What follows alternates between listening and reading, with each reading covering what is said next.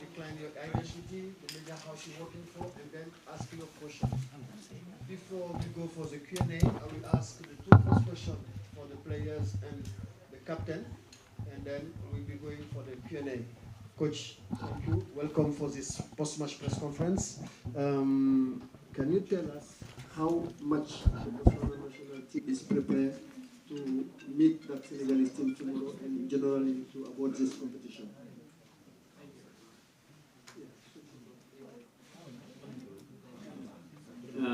Thank you very much and good afternoon, members of media.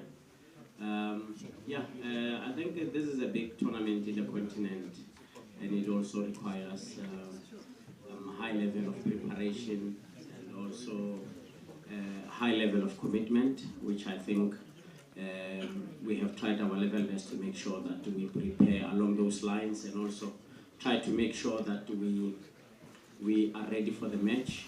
It's a big match, which requires us to also bring our A game, and I believe that we are ready for the task. Captain, what's your name?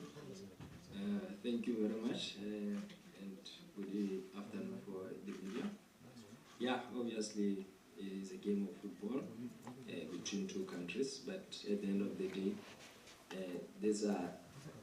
this tournament is not every team that comes to it. So if you came to the tournament, it means that you are capable of doing something. So we are ready, we did our preparation, it's just to go inside the game and apply ourselves.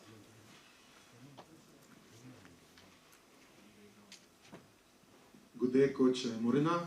Good day, Tatane. Frank Simon, CAF TV. I've got a question for one of them. The first question, Coach, can you tell us about this preparation in Tunisia? How did it go? I know that you played some preparation game. And to the captain, it's your very first AFCON final. So how do you feel? Is it a bit of excitement? Or is it mixed feeling because you will play one of the favorites in the competition? Thank you very much. Okay, thank you. We were very fortunate to get an opportunity to be in very good facilities and also get very good friendly games.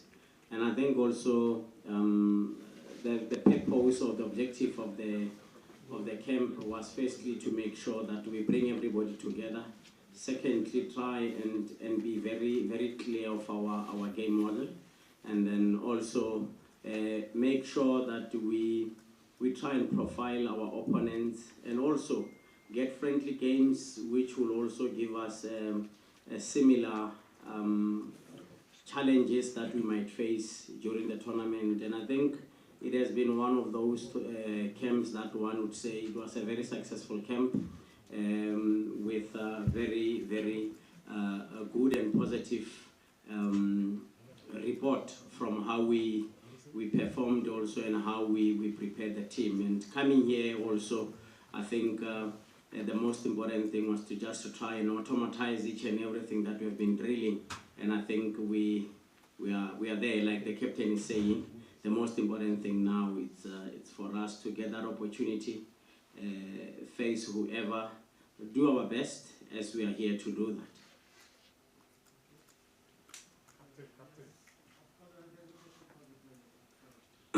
Okay, thank you. Yeah, no, obviously it's the first time, but I think it's not the first time playing football and playing in a team like Senegal.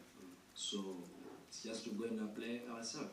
Most important thing is don't be excited.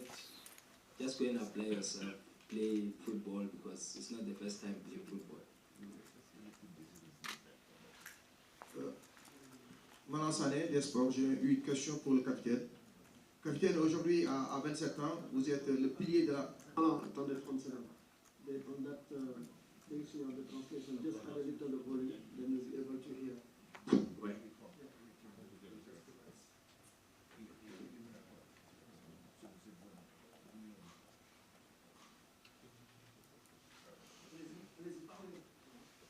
Capitaine, aujourd'hui, à 27 ans, vous êtes un pilier de la défense botswanais. Aujourd'hui, vous allez jouer demain contre une équipe du Sénégal.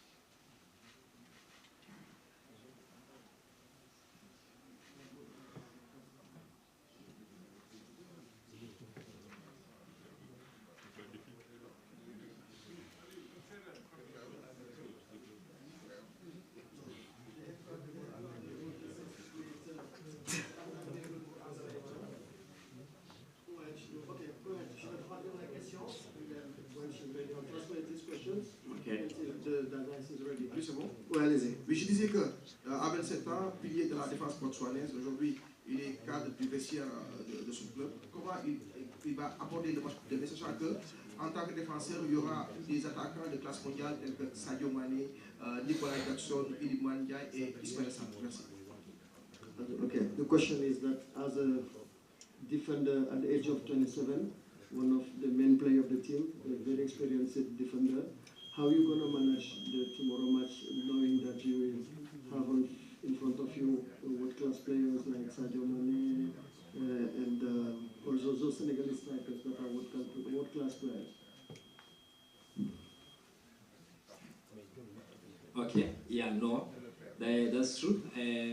High-profile players, but at the end of the day, football is universal. It's just to go and apply the tactic of defending as a team. It's not about me alone. It's about how we're going to approach them. So football nowadays has evolved. So obviously we have videos, you study videos, and we have coach also who is capable of giving us information. What are we supposed to do as a team? Because football is not one sportsman show. It's played as a team, as a group. If we get it well as a group, the team is in good shape. Yeah. Hello? Is it on? Yes. Coach Ramoreboli, you are known for causing surprises in matches across the continent. Are we in for some major surprises in this competition from you? And then, Captain, what do you think are your targets for this competition, knowing that there are countries that are said to be big and favorites, but people don't give Botswana much of a chance? What are the targets you've set for yourselves for this competition? Thank you, Captain. Before you answer, just for me to make it clear that I was saying each journalist is allowed to ask only one question, except the CAF medias. So Ibrahim and Frank are also working for the CAF medias. That's why they're asking those two questions. Thank you. Okay. Yeah, thank you very much. I've always been saying this, and I think it's part of life. There are some of us who, for the better part of our careers, have always been classified, profiled as underdogs, and it makes us to understand the importance of doubling our efforts each and every time we are being given an opportunity.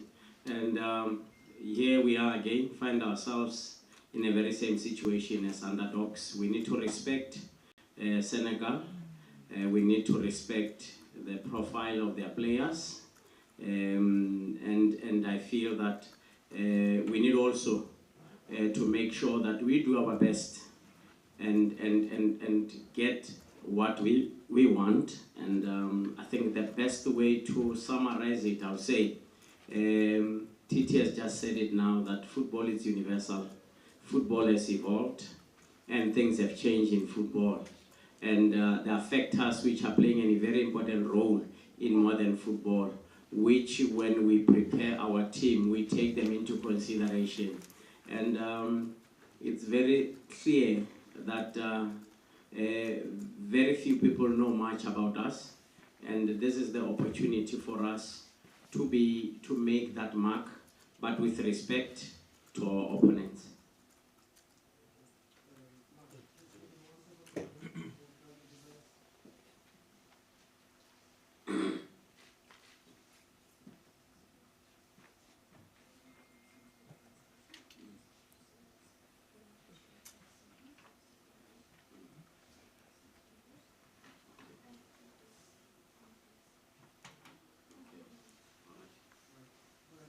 Mark Gleason, CAF TV. Deux questions aussi, s'il vous plaît, monsieur.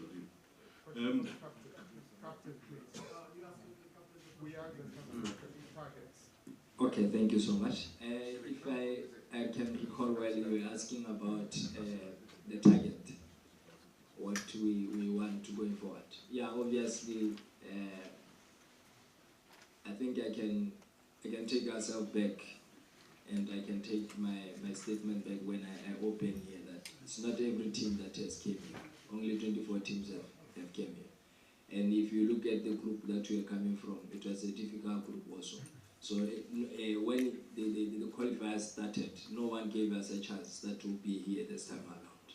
So what I can say is that we're going to take one game at a time, and at the end of the day, we'll see how the outcome will come. But our target already, we have discussed them within the camp, and we know that what we want and where we want to go. Coach, can I ask you, you've got a couple of players from clubs in North Africa. Do they make a big difference to you in terms of preparation and helping? And Titi, can I ask you, you left Chiefs and went to Libya. We haven't really followed how you've been playing, but I'm wondering whether the league there is as tough as the PSL, and if not, have you progressed or regressed as a player? Okay, to be honest with you, I think if there's one thing that one needs to give credit to the northern part of Africa, it's the intensity they're playing with, and also the professionalism we see around. I think there are so many positive that one can take from the northern part of Africa in terms of how they do things. And when you look at your players who are playing in the north, you get to see so many things. One, how they train, how they conduct themselves, and lastly, their influence within the team. So you can see that they are real role models who show that they are playing in professional leagues, and they are also hungry and eager to achieve more. So for me, I think they are playing a very important role in making sure that even the local guys can see a difference between them and those that are playing locally. So for me, I think, like I'm saying, they are learning where they are playing, and the very same lessons that they are getting where they are playing, they are taking them back to the national team. And those that are in the national team are taking the very same influence into their clubs. And that is why, if you can check, generally, football in Botswana is growing. You go to First Division, you will still find exceptional talent. You go to Premier League, you can spend the whole weekend analyzing matches and see a lot of talent that the country is producing. Okay, thank you so much. Obviously, South African League is one of the big leagues in Africa. So what I can say from your question is that if I take the experience that I gained from South African League, and then the experience that I get from the northern side of the Africa, which is in Libya, and add it, I think it will help me as a player to evolve. Hi, Coach Babakardia for RFI. You're one of the African coaches involved in this competition. You're South African, but coaching Botswana. Is it something you're proud of, being an African coach? Because Botswana may have hired a foreign, like for Europe or whoever knows, coach. Are you proud of being an African in this competition, in this AFCON? Thank you very much, sir. And I always say, I always thank the Football Association of Botswana for trusting me.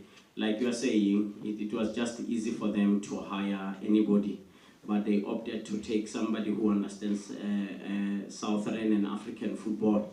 And as an African in the biggest competition in the continent, I'm very, very grateful, because not many get this opportunity, especially at my age. I think these are some of the things that, one, when you look back, you say, your growth comes in many ways, and this is one of those opportunities that one has to use it in making sure that you empower yourself, you grow, and you also try your level best to influence your players to see things the way you see them, and make sure that we work as hard as we can to make sure that more and bigger opportunities comes our way. And this is the opportunity where we need to make a mark, we need to make our names, we need to write history, we need to make sure that we leave a print in the minds of many people, and this is the opportunity.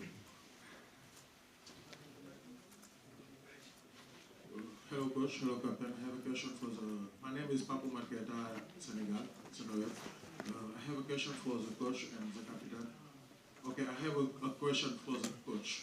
What kind of match, what kind of judgment do you have of Senegal, and what kind of match you expect against Senegal?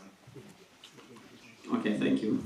A team that is playing a very flexible 4-2-3-1 with a lot of overload. Sometimes, like I say, they are very flexible. They can even play from a second ball. They can even play on diagonal balls. Very, very, very influential in starting their play at the back.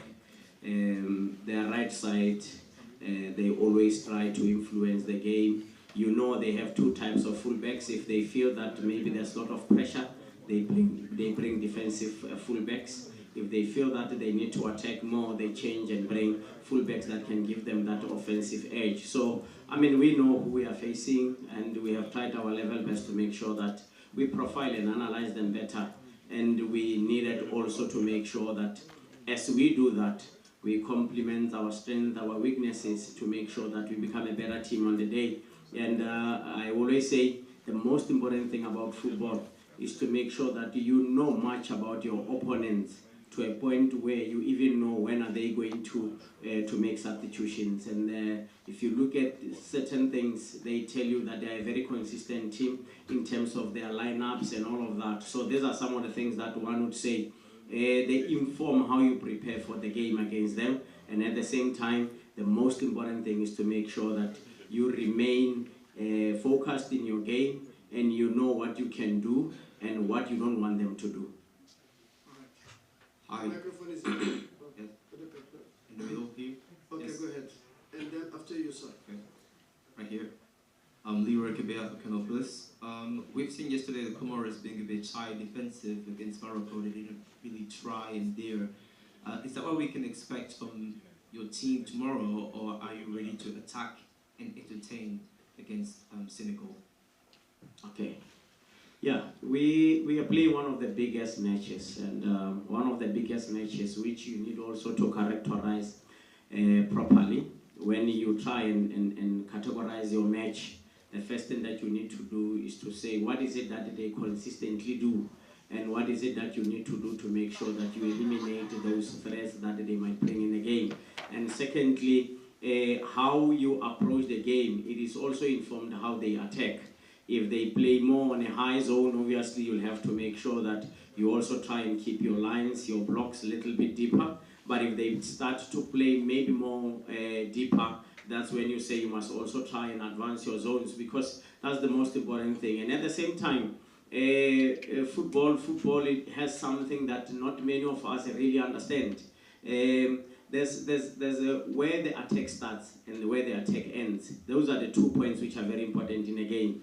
And when you miss the first part where they start, you need to make sure that they don't finish where they want to. And secondly, as you are doing that, you need also to prepare your ways of saying, how am I going to make sure that I get to attack these people if they do this? So all these things will inform how we want to play. And I feel that the Comoros had their plan, and they wanted to do whatever that they had to do on the match. We also have our plan, and our plan is informed by how our opponents are playing and what is it that they do consistently, which I think we all know that the first thing that they will want is when are we going to Koulibaly, and from Koulibaly where are they going. So those are some of the elements that when you try and profile your game, you say, do you allow them to play to Koulibaly, or do you force them not to play to Koulibaly and go the other side where they are not usually going? So these are some of the things that you do. You know that they will always play to the keeper, and who will always try to look for a vertical pass. Do you allow them to play to the keeper and give that vertical pass, or you block that vertical pass? So those are some of the elements.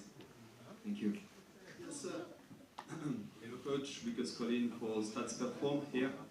Yeah. Well, okay. Back of the more general point of view, what did you think about the opening ceremony yesterday in terms of atmosphere, celebration? Just a few words on that. Yeah, thank you very much. Let's firstly give credit to Morocco for the best organization in this tournament, and also providing and availing resources which I think of high standard. Honestly speaking, there are so many things that when you look at how they are doing things, you can simply say, yes, we are in a very big tournament, a tournament that has attracted every African, every football person. And also, one needs to also give credit to CAF. I think this is a high-level organization, and obviously, us as teams, as national teams, we need only to complement this beautiful organization with good football, and also try our level best to give the supporters, the spectators, a good and quality football.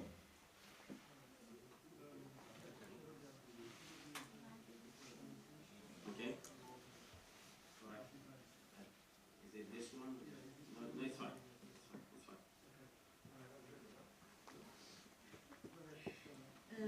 Bonjour coach, c'est Soletia, journaliste à la radio Futur Média et la FM Dakar Sénégal. This one. This one.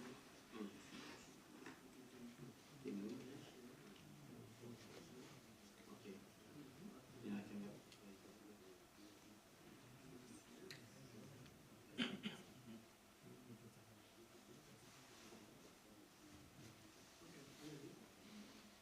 Je disais, je m'appelle Soletia, journaliste à la radio Futur Média. C'est bon. Alors, coach, une annonce, la CAN tous les 4 ans, à partir de 2028. It's okay, you can continue. La CAN... Allez, c'est Yeah. bon. Yes. La CAN tous les 4 ans, à partir de 2028, ce qui revient à dire que ce sera une CAN tous les ans, à partir de cette édition même, 2025, 2026, 2027, 2028. Ne pensez-vous pas qu'on vous a filé une patate chaude si l'on sait que la CAN demande énormément de préparation, et si vous allez jouer chaque année une CAN d'ici 2028, comment est-ce que vous voyez cette décision prise par la CAN samedi dernier? The fact that the CAF decided to postpone the CAF organization every 4 years, don't you think that will affect your teams, knowing that you will almost play an AFCON for the next 4 years? Ça commence il CAN en 2026? Oh, okay, meaning with the African Nations League, and then the AFCON 2027, and then AFCON 2028. Don't you think that is a kind of a problem for your team, or for the nations like Botswana? I think there are experts in every organization, and I think the technical people who advised the administrators in terms of how to structure the Africa Cup of Nations, the Nations League. I think they they took consideration of many things. One, I think football is growing in Africa, and as football is growing in Africa, there are countries that have already advanced, and for those that need to catch up with those that have already advanced, you need to try and increase the number of your preparation cycle, and which I think if you have 4 years in between, it simply says that you have your 3 years of preparation for the tournament and a year of competition. For me, I think technical people who advised, they took it from that point to say countries need to have more of equal chance in terms of developing and also growing the football in the continent. And secondly, I think it also allows countries to have proper planning, because if it's for 2 years, for example, currently we have a group of players who are in the Africa Cup of Nations, and you need to see how many of them will be available for the next Africa Cup of Nations. As you are also saying, if it's 4 years, it says it's a preparation of Africa Cup of Nations and World Cup. So obviously, it's easier for you to determine your cycle based on that. So for me, I think technical people, administrators, first thing that they did was to put development of football in the continent. And I still want to emphasize, there are countries that have already advanced, and it's easier for them to play every 2 years. But there are those that need to get to the level where others are, which needs more time to prepare for that. So for me, I think I am for the idea. All right. Thank you. you. Hello, Coach. Babakar Faye of BBC. So, since the edition in Egypt 6 years ago... Oh, okay, sorry. Since the edition in Egypt 6 years ago, where we had two African coaches at the final stage, Aliou Cissé and Jamel Belmadi, the trend is now reversing and we have more African coaches on bench. How personally do you perceive this evolution in relation of the overall tactical level of African teams? Thank you.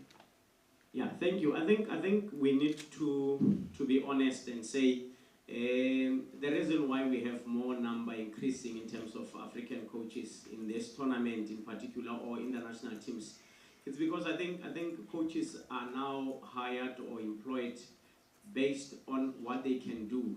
And that's one thing that also helps because it means it says to us, we need to work hard. It shouldn't be because I'm from South Africa, therefore I qualify to coach South Africa. But it should be based on what can I offer. And am I prepared to grow as a coach? Am I prepared to empower myself?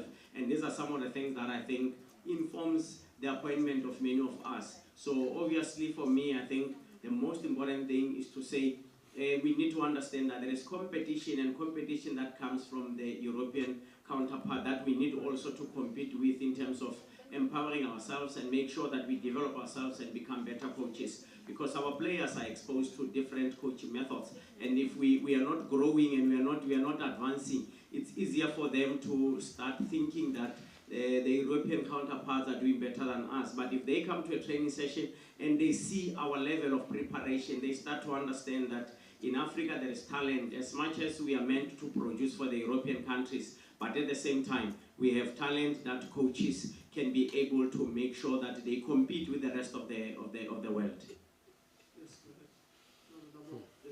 Papa Alassane, ensuite vous. Papa Alassane, RTS Sénégal. The content of your friendly game against Tunisia was quite interesting before your arrival here in Morocco. Does that mean that you're going to play the same way against another giant, Senegal, or maybe you're going to play more carefully? Are you spying for your country? No, look, there are things that we had to do in a match against Tunis, and there are things that we'll have to do against Senegal. If you follow your football well, you'll understand that most of the time when you play against the North African teams, they always want to play you on a high line. They always want to put you under pressure, and sometimes you need that to make sure that you prepare your players or you activate them to be able to play under pressure. But we know that there are moments where Senegal will want to play a high line, and there are moments where they will want to say, can we wait for them in this zone so that they come? So the preparation always, when you prepare for the game, there are things that you need to make sure that you generalize so that they give you a better version of what you want to do in the next match. Thank you, Coach. Yes, Ndiasse. Coach, bonjour, Ndiasse Sam de RFI.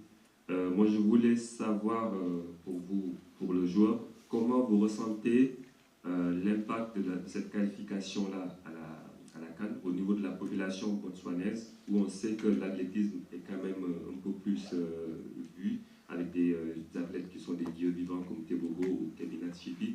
Est-ce que le football a besoin d'un exploit comme une victoire sur le Sénégal pour un peu rattraper cet écart de popularité? Coach, my question is how impactful is your qualification for this AFCON, knowing that in your country, athletics, the athletes, people who are on athletics are more famous, more known and everything. Do you think a victory against Senegal will be allowed you to become more popular in the face of your country people?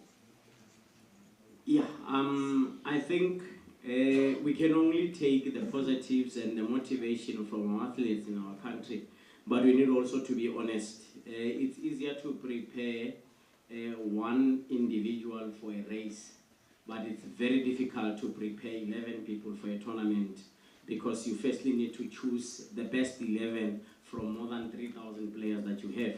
But it's very simple for you to say, Litsile is our top athlete, then for us to invest and prepare him, it's much easier. So for me, I think the first thing that we needed to do was to say, Litsila has always been doing well in athletics worldwide, and why? It's because he has adopted a mentality of saying, my success will never be determined by where I come from, and that is the statement and the mentality that we have tried to instill in our team. To say we might be from a country that people know less about in terms of football, but we need to be a generation that will make people want to know more about Botswana. And this is the opportunity where we are competing against the best in the continent, and for you to be recognized is to make sure that you do well against the best in the continent. And you need to give them respect because they have walked this path before you. But the most important thing is that it is your opportunity also to make sure that you show the world what you are capable of doing. And this is the opportunity for us to say, we take what Litsele is doing against top athletes in the world, and he becomes #1. And this is our chance also to say we are competing against the best in the continent. Can we go out and do our best and make sure that at the end of this tournament, people will know much about us. It's 3 minutes past 12, so we have 3 minutes extra time. I have to end this press conference and say thank you to the coach, thank you to the captain Titi, and thank you for you guys as well. Thank you. Thank you. Ok. Alors, les médias détenteurs des droits, la broadcast liaison officier voudrait que vous restiez dans la salle. Pour les médias détenteurs de droits. Merci.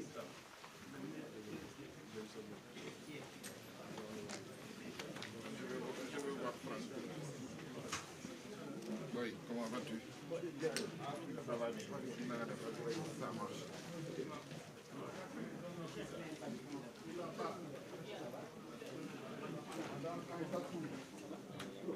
$1 million back.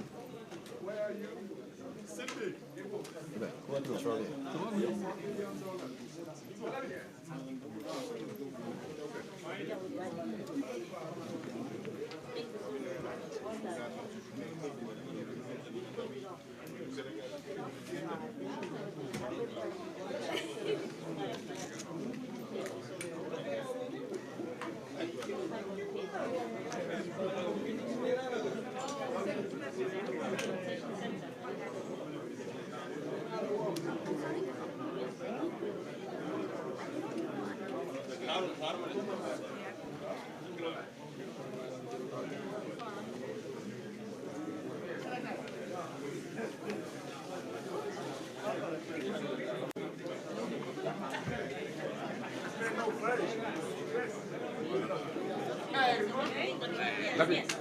Yusuf daa bëggoon nekk nii dafa jël Xalifa mel ne dafa jël baa mu wutal la